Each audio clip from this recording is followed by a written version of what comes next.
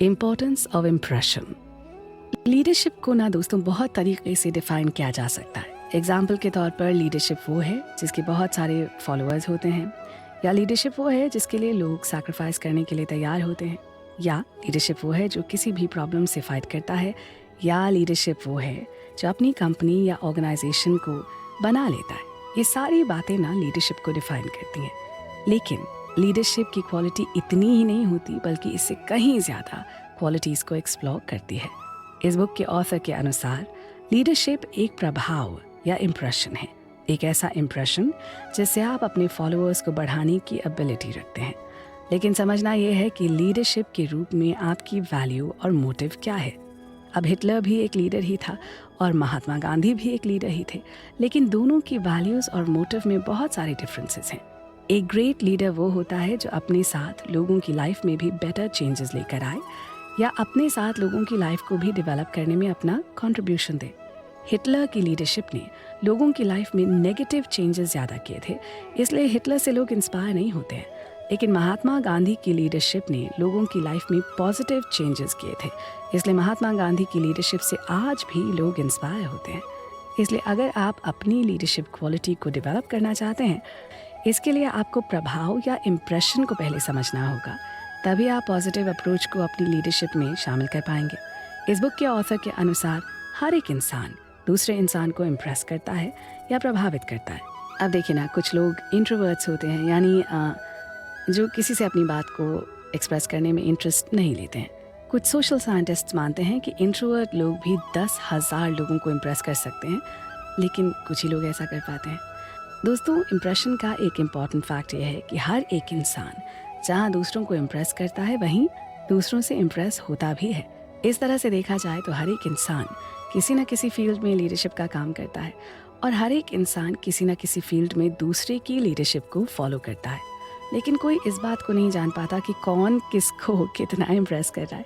इसलिए ये जानना ज़रूरी है कि हम किसी से कितना इम्प्रेस हो रहे हैं। अगर हम अपने बारे में जान सकते हैं कि हम किसी लीडर की किस बात से ज़्यादा इम्प्रेस हुए हैं, तो हमारे लिए ईजी होगा कि हम लोगों को कैसे और कितना प्रभावित कर सकते हैं।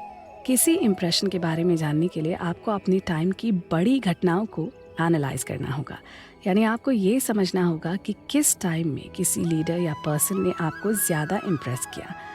जो बड़े इंसिडेंट्स होते हैं उनका प्रभाव हम पर ज़्यादा पड़ता है।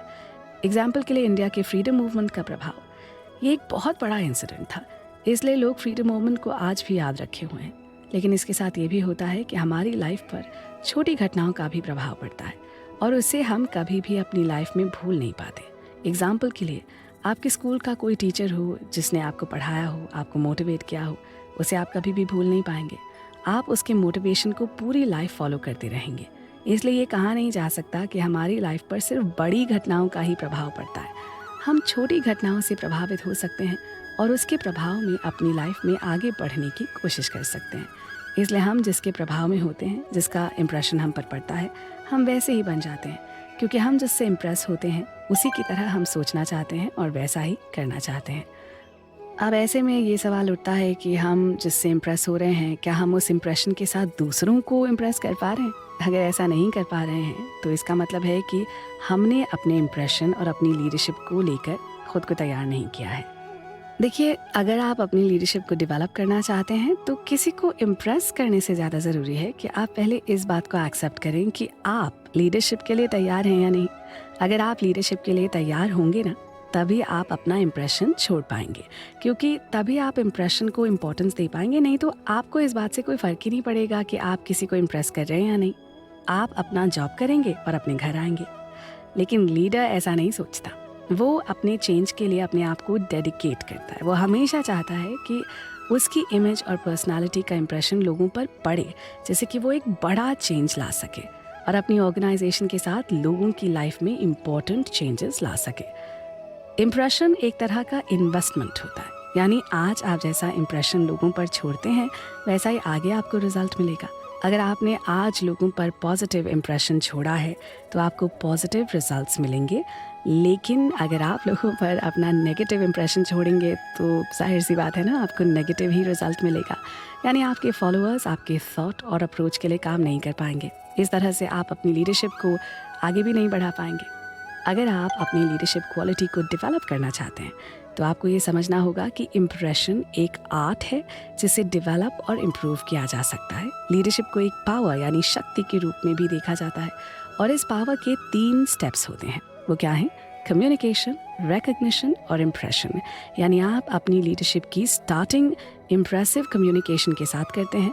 इम्प्रेसिव कम्युनिकेशन के साथ आपको रिकग्निशन मिलता है या आपकी पहचान बनती है और इसके बाद आप किसी पर अपना इम्प्रेशन छोड़ पाते हैं और एक लीडर के रूप में आप पावरफुल होने की डायरेक्शन में आगे बढ़ते हैं। इसलिए आपको ये बिलीव करना होगा कि आप अपने इम्प्रेशन और लीडरशिप की एबिलिटी को डेवलप कर सकते हैं। लीडरशिप एबिलिटी को डेवलप करने के लिए लीडरशिप के लेवल को समझना ज़रूरी है। लीडरशिप के 5 लेवल्स होते हैं। 1 पद यानी पोजीशन, 2 परमिशन, 3 प्रोडक्शन, 4 डेवलपमेंट और 5 पर्सनहुड। दोस्तों, ऑथर के अनुसार कोई भी, चाहे वो किसी भी प्रोफेशन में हो, यदि वो इन लेवल्स को अच्छे से समझ लेता है तो वो अपनी लीडरशिप एबिलिटी को बढ़ा सकता है। और इस अगले एपिसोड में विस्तार से हम इसी के